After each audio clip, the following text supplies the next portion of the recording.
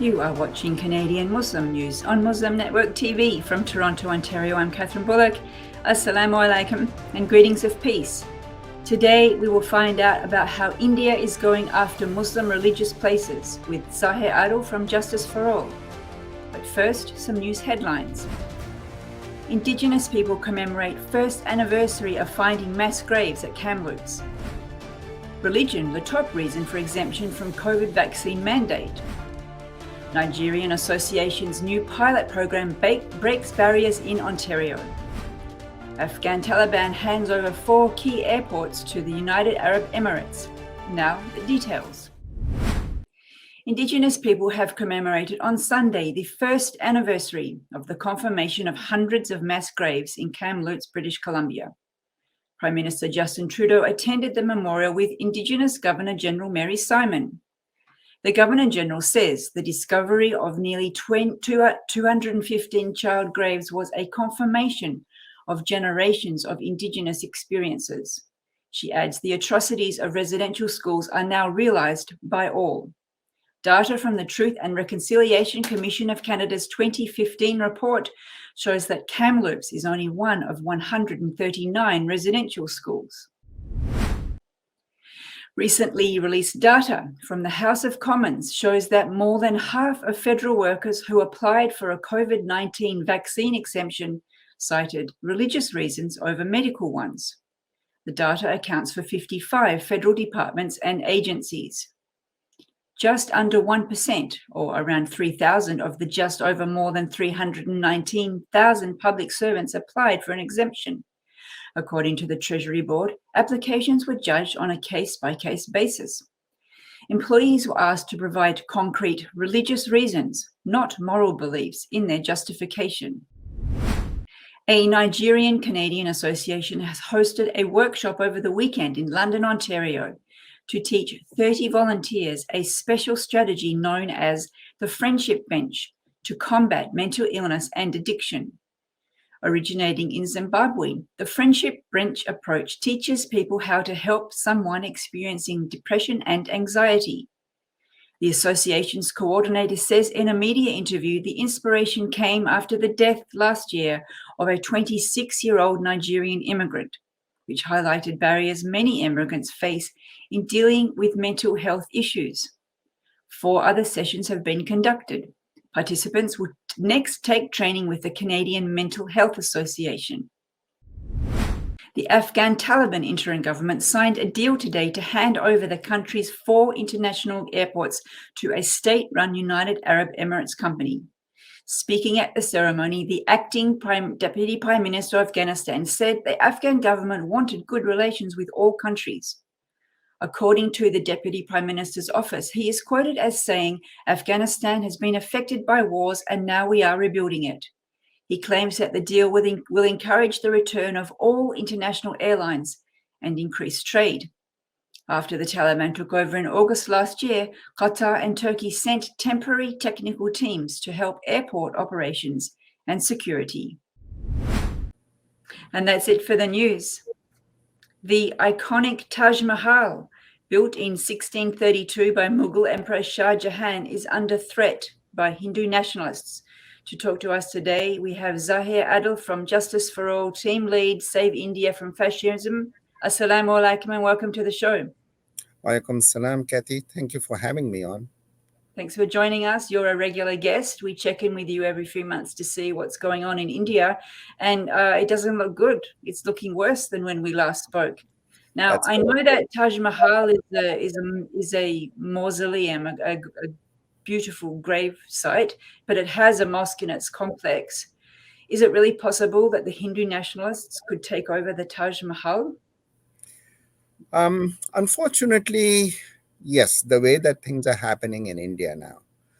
And the judiciary has been really complicit in this. It all began with a 400-year-old mosque called the Babri Mosque, which was demolished in 1992. But now they are going after what's called the Gyanvapi Mosque in a city called Varanasi, and also the Shahi Eidgah Mosque in another city called Mathura. And now you hear about the Taj Mahal. It's not only the mosque. in the complex of the Taj Mahal. They want to go after the entire complex itself. So the Taj Mahal, as well as all of the gardens that surround it, as well as the mosque that's on the left of the mausoleum itself. I want to ask you a little bit about the Babri Mosque, but just let's stay for a moment with the Taj Mahal. And you mentioned two other incidences. What is their claim? Like, how are they making this sound rational? Yep. So the claims are exactly the same. So it follows a certain pattern. So with the Babri Mosque, what they said is that the Babri Mosque was built at the site of an old Hindu temple, which was built on the site of the birthplace of the Lord Rama. And at the Babri Mosque, they talked about archaeological remains that were found, and they made a petition to the court. The petition was granted.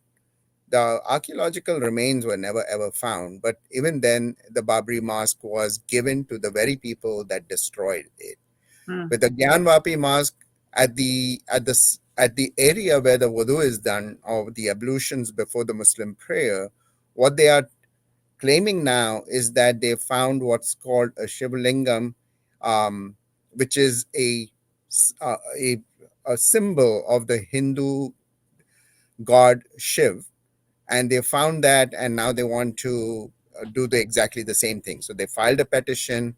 The same thing is happening with the Gyanvapi Mosque. With the Taj Mahal, it's actually very interesting. Now they are talking about opening some rooms that are under the mausoleum itself. And I was warned about this almost a year ago by someone who said that someone had recorded some idols being moved into the premises. So with these new rooms that are being opened up, we'll see exactly the same process. They'll claim they found something, they'll make a petition to the court. The court's being subservient to this government, the right-wing government will grant that petition, and it will go into a legal struggle, which at the end of the day, we can never be sure how the courts are going to rule. A colleague of mine, Muqtada Khan, has said that this is a blurring of myth with history. Like, how can you prove that this is, a relic from a god? A lot of what they talk about with Lord Rama, in the sense that comes from one of the books called the Ramayana, and the Ramayana is a mix of history and mythology, and in some cases it's pure fiction, which was uh, put together by some writer and at some point. But it really doesn't matter. Right now, people believe that all that to be true because that's what they've been taught. And when I say people, I mean the Hindus, good Hindus as well as these right-wingers. And they take that as being the whole truth as far as their religion is concerned. So the claim is that these sites Muslims, basically under the Mughal era, demolished Hindu sites and built mosques on top of them. That's my understanding. But surely with the Taj Mahal, we have evidence that it was built and constructed by Shah Jahan's workers. That is correct. But at the same time, the Taj Mahal has always had these claims. So there were Hindu claims saying that the land was owned by a Hindu Maharaja, a Hindu landowner, so to speak.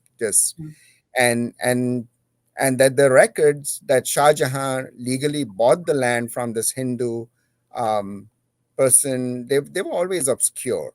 So we really don't know the actual ownership of the land in certain cases. In some cases, these records were not that well kept.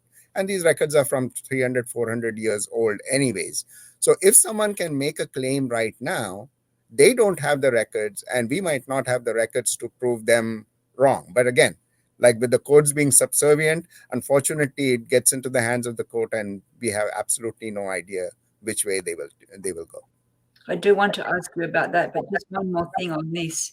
I understand that there was a law passed when when India became independent from Britain, and it says on this date, all the religious buildings shall remain intact as they are. So I understand that Muslim groups are challenging the Hindus who are challenging them by saying the law is that this is our building now. It was designated so in 1947. Can you tell us a little bit about that? Yeah, the unfortunate thing is that the Hindutvalis use laws to their benefit. So if the British laws, such as the sedition law at the time, suits them, they will use it.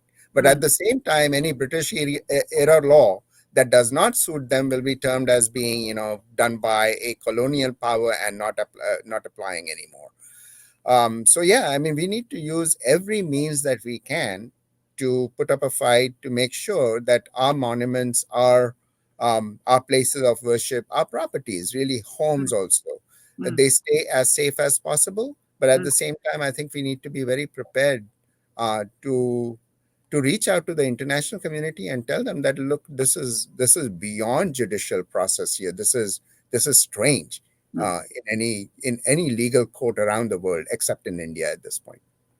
You mentioned that the Supreme Court is subservient and basically passing judgments in favor of the Hindu nationalists over the Muslims. I thought this week, though, that a Supreme Court had overturned a lower court ruling that had banned Muslims from praying in a 17th century mosque. I thought that was a good sign. Well, the way that the Supreme Court order has happened is that the Muslims are allowed to, and this has to do with the Gyanvapi Mosque. So Mm, the Supreme Court says that the Muslims can pray, but at the same time, it has sealed off the ablution area, so they cannot make wudu, mm, because the Supreme Court said that that area needs to be protected for further investigation, whether Hindu symbols are really there at that point, at that place in the mosque. I So see. yes, there are some good things about it, but at the same time, it's you have to take things, taking the entire ruling into consideration. So it's very much then religious practice and worship under threat and trying to erase the whole Muslim history of India. You said we should bring the attention to the international community. I mean, that's part of the reason we're doing this interview. But what do you think can be done or should be done? I think we need to really reach out to a lot of the bar associations, because over here you're seeing irregular legal processes, as in the Babri Masjid case. Even though the court ruled that the demolition was illegal, it was also mentioned that there's been no significant archaeological find at the premises of any temple existing. However, in a sense, the court says that the belief in the Hindu petitioners is strong enough that the Lord Rama was born at that place, and so it's turning over that land to them. This is very strange. It's not based on evidence, it is based on a belief system. Hmm. And I think we need to really reach out to a lot of the bar associations in many other nations and tell them that, look, this is just irregular, the way things are happening in India at this point. That's a kind of advocacy work. Is there anything you hope governments can do? Tell us in 15 seconds that we have left. The governments need to also speak out, because at the end of the day, people are dying. Look, monuments are buildings. They will fall. We can rebuild them. Whether they'll be as beautiful as the Taj, we don't know. Hmm. However, when people lives are lost, lives are lost. We cannot bring them back, and governments need to concentrate on that. Human rights abuses are real. Lynchings are real in India at this point, and we really need to speak out strongly against what's happening. Well, thank you for joining us today. We're out of time. Okay, thank you very much, Kathy. Bye bye. Thank you for watching Canadian Muslim News. If you like what we do, please share, like, and subscribe. Stay safe and God bless.